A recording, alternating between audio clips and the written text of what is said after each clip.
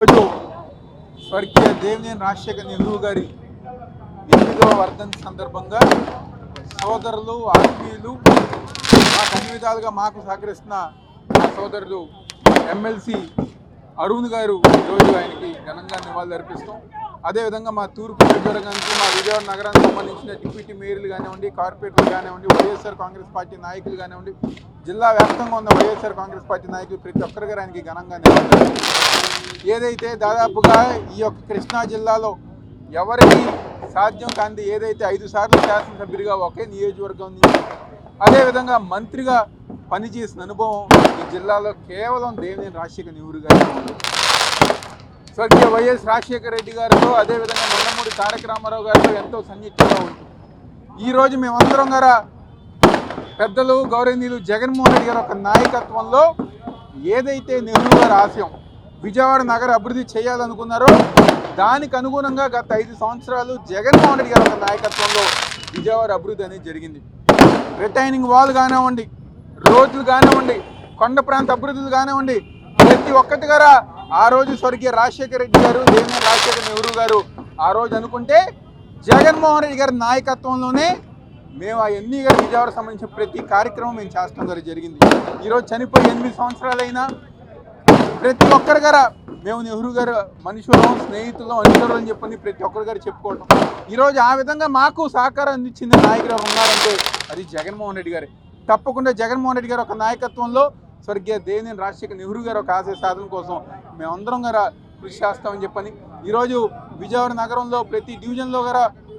చీరలు పంపిణీ చేసే కార్యక్రమం, అన్నదాన కార్యక్రమాలు, పనులు పంపిణీ చేసే సేవా కార్యక్రమాలతో నెహ్రూ గారికి ఘనంగా నివాళులర్పించిన ఆయన స్నేహితులు, ఆయన అనుచరులు, వైఎస్ఆర్ కాంగ్రెస్ పార్టీ నాయకులకి ప్రతి ఒక్కరి గారు ప్రత్యేకమైన ధన్యవాదాలు తెలుపుకుంటూ ఈ కార్యక్రమానికి ఇచ్చేసిన మా సోదరులు అరుణ్ గారి గారు ప్రత్యేకమైన ధన్యవాదాలు తెలుపుకుంటూ సెలవు. మహానాయకుడు విజయవాడ కాకుండా కృష్ణా జిల్లాకి రాజకీయాలకే కాకుండా ప్రజల అన్నదండల్ని, పేద ప్రజల గుండె చప్పుడైన మా దేవినేని నెహ్రూ గారి 8వ వర్ధంతి సందర్భంగా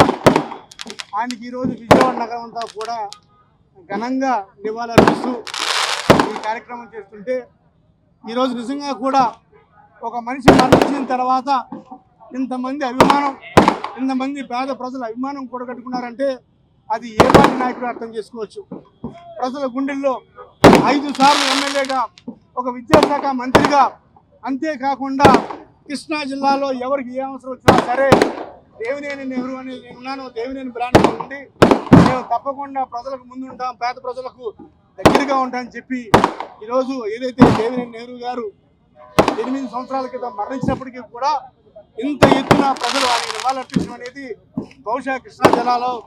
అదేవిధంగా ఉత్తరాంధ్ర జిల్లాలో ఎవరితో కూడా సాధ్యపడే విషయం కాదు. ఒకప్పుడు నాయకులు చూసా, మహానాయకులు మరణించిన తర్వాత ఎలా స్పందించుకుంటున్నామో ఒక ఎన్టీ రామారావు కావచ్చు, ఒక రాజశేఖర రెడ్డి గారు కావచ్చు, అదే కోవలో దేవినేని నెహ్రూ గారు వస్తారని చెప్పి ఏమాత్రం కూడా సందేహం లేదు. మరి అటువంటి దేవినేని నెహ్రూ గారు ఏదైతే బాట వేశారో ప్రజలకు సేవ చేయాలి, ప్రజలతో ఉండాలి, కుటుంబం అంటే మనం ఒకటే కాదు ప్రజలంతా మన కుటుంబం అనే విధంగా ఏ విధంగా అయితే బాట వేశారో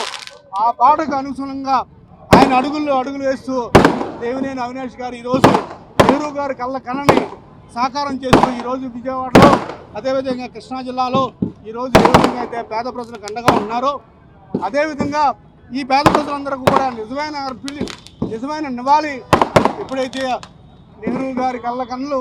అదేవిధంగా అవినాష్ గారి కళ్ళు నిజం అవ్వాలని చెప్పి తప్పకుండా అవినాష్ గారి సారథ్యంలో, అవినాష్ గారి నాయకత్వంలో నెహ్రూ గారి కళలన్నీ కూడా సాకారం అవ్వాలని చెప్పి కోరుకుంటున్నాను. Thank you.